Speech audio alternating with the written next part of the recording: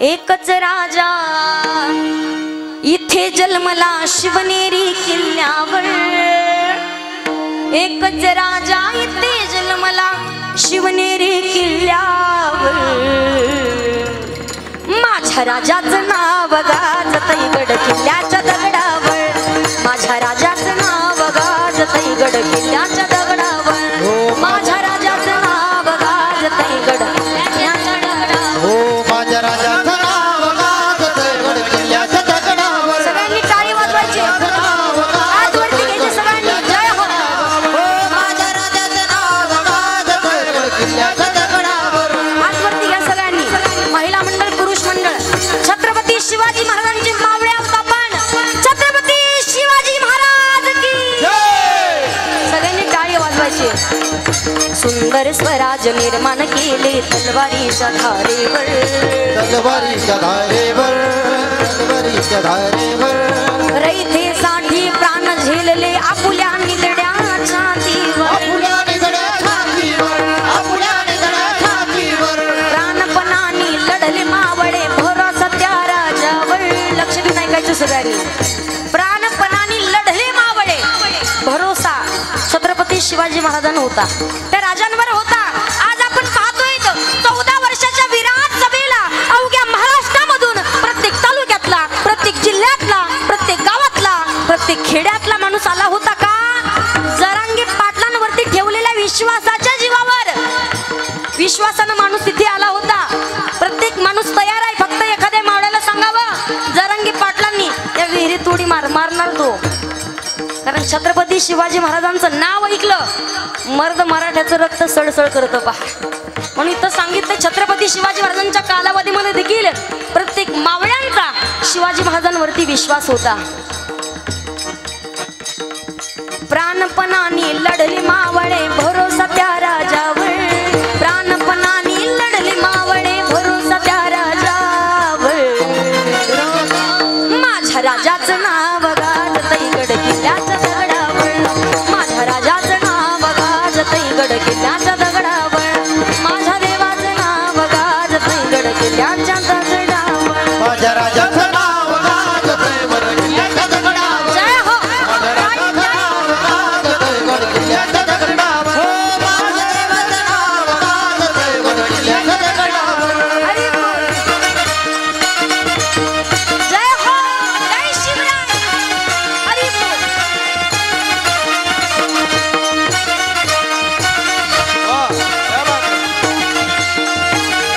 टाळी टाळी सर्वांनी जोरात टाळी वाजवायची.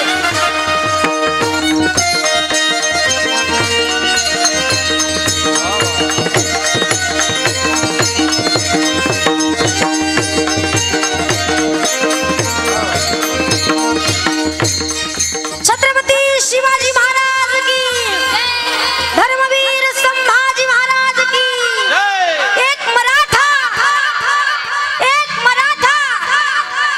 वा, जोरात टाळी वाजवतो मी तुमच्यासाठी. प्रत्येक छत्रपती शिवाजी महाराजांवरती जसा प्रत्येक मावळ्यांचा विश्वास होता ना, तसा प्रत्येक आजच्या मावळ्यांचाही जरांगे पाटलांवर विश्वास आहे. आणि आपण सांगितलं एवढे निस्वार्थ प्रेम समाजावरती, महाराष्ट्रावरती करणारे आहेत. म्हणून समाजानं डोक्यावरती घेतलंय. प्रत्येक माणूस फक्त वाट पाहतोय मला जरांगे पाटील कधी बोलवतायत म्हणून. मी सांगू, घरची परिस्थिती पाहिली तर आजपर्यंत कोणीच विचारत नव्हतो. जरांगे पाटलांनी असंही कार्य केलंय, जेव्हा आमच्या गावामध्ये, आमच्या परिसरामध्ये एखादा माणूस, गरीब घरचा एखादा माणूस म्हणा, एखादी बाई जर आजारी पडलेली असेल, वयोवृद्ध असू द्या, त्यांची एक मित्र होती वडीगोद्रीला, डॉक्टर होते. त्यांनी ते पेशंटला उचलायचं, त्या मित्राकडे नेऊन टाकायचं आणि त्याला सांगायचं पेशंट, आणि तू जेव्हा पैसे येतील तेव्हा देईल मी तुला. त्याच्या दिवशी 2-3 दिवसापूर्वी त्या डॉक्टरांची मुलाखत झाली. तर त्या डॉक्टरांनी सांगितलं, डॉक्टर सांगताय की जरांगे पाटील सांगायचे हे पेशंट आणि तुम्ही माझ्याकडे जेव्हा पैसे येतील मी तुम्हाला देऊ. जरांगे पाटलाकडे अजून पैसे नाही आले, मीही त्यांना अजून मागितले नाही, कारण मला माहिती होतं हे खूप मोठं, खूप चांगलं कार्य करत आहेत. मग हित जागणं म्हणजे काय, जागं असणं म्हणजे काय, मी तुम्हाला सांगते. महिला मंडळ, पुरुष मंडळी, आता मला सांगा, तुम्ही सगळेजण डोळे उघडे ठेवून माझ्याकडे पाहतायत, याचा अर्थ असा समजू का तुम्ही जागे आहात म्हणून? तसं जर म्हणाव तर काही काही जणांना सवय असते डोळे उघडे ठेवून झोपायची. ते तुम्हाला सांगू, जीवनामध्ये डोळे उघडे ठेवून तुम्ही पाहतायत पण जीवनाचं हित आहे कशामध्ये हे जर आपल्याला समजत नसेल तर जाग असून उपयोग नाही. आपण जागे असून देखील झोपलेले आहोत. मग हित आहे कशामध्ये? हित ते करावे देवाचे चिंतन, हित ते करावे देवाचे चिंतन, हित ते करावे देवाचे चिंतन करून या मन शुद्ध व्हावे. मग मनच का शुद्ध करायचंय? काही जणांचं बसलंय देहानं इथं, पण तुमचं मन जर गुलाबजाम खाऊन येत असेल तर उपयोग आहे का? काय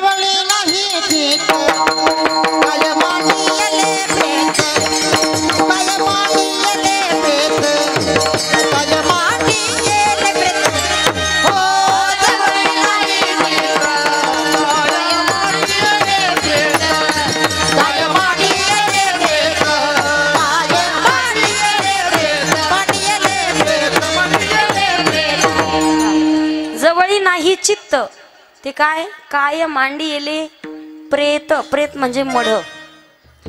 ज्याच्या जवळ चित्त नाही तो माणूस नाही, तो मढ्यामध्ये समर्पित होतो, त्याला मढ म्हटलं जातं. मी तुम्हाला सांगेल जीवनामध्ये देहानं इथं बसलाय पण आपलं मन जागेवर नसेल.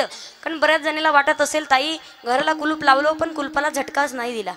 तुमचं मन इथंच कुलपाला झटका देऊन पाहत असेल, लागलं की नाही, लागलं की नाही. काही काही जणींचं मन गेलं असेल कापूस वेचायला, आणि काही काही जणांचं मन यांनी वेचलेला कापूसाच्या गोण्या घेऊन येत असेल. महिला पुरुष मंडळाचं का मन हे चंचल चपळ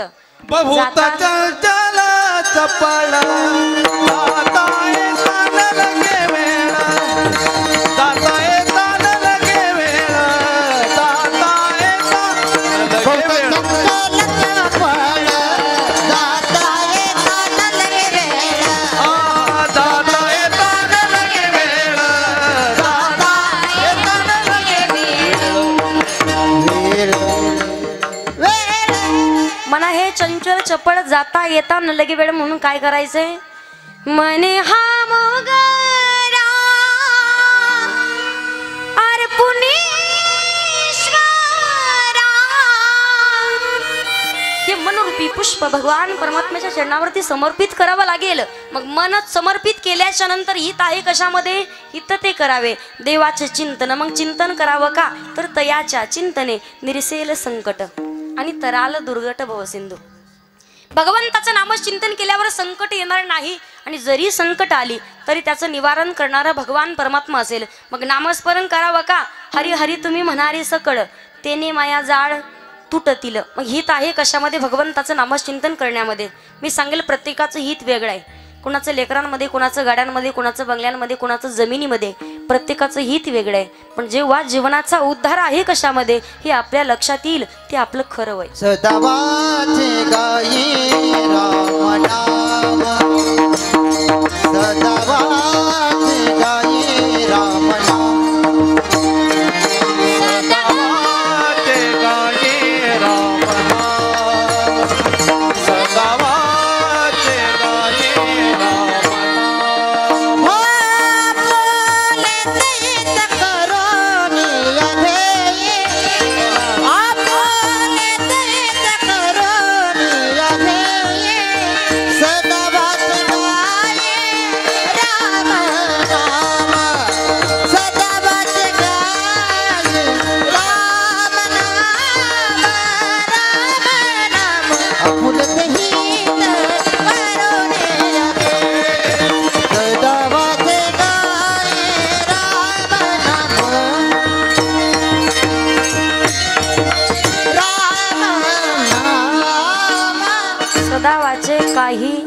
राम नाम, भगवंताचं नामचिंतन जीवनामध्ये करावं लागेल.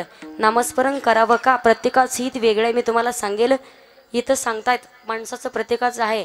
वाढावे संतान गुरुही व्हावे धनधान्य, हे आपलं हित आहे. पण हित खरं कशामध्ये आहे? हित जाणलं, हित समजलं छत्रपती शिवाजी महाराजांना, हित समजलं छत्रपती शिवाजी महाराजांच्या मावळ्यांना, हित समजलं जरांगे पाटलांना. ते त्यांच्या हिताच्या ठिकाणी जागे आहेत. त्यांच्यासाठी म्हटलं पाहिजे धन्य माता पिता तयाच्या. आज आपण पाहतोय छत्रपती शिवाजी महाराजांनी 16 वर्षी स्वराज्य स्थापनेची शपथ घेतली आणि 35व्या वर्षी अवघा महाराष्ट्र जोडलाय पहा. पूर्ण आयुष्य व्यतीत करतो प्रपंचामध्ये, पण 4 जणांचा प्रपंच जोडता येत नाही. राजांनी महाराष्ट्र जोडला कसा असेल याच्या पाठीमागे छत्रपती शिवाजी महाराजांचा आशीर्वाद. छत्रपती शिवाजी महाराजांना आशीर्वाद जर कोणाचा असेल तर मासाहेब जिजाऊंचा होता.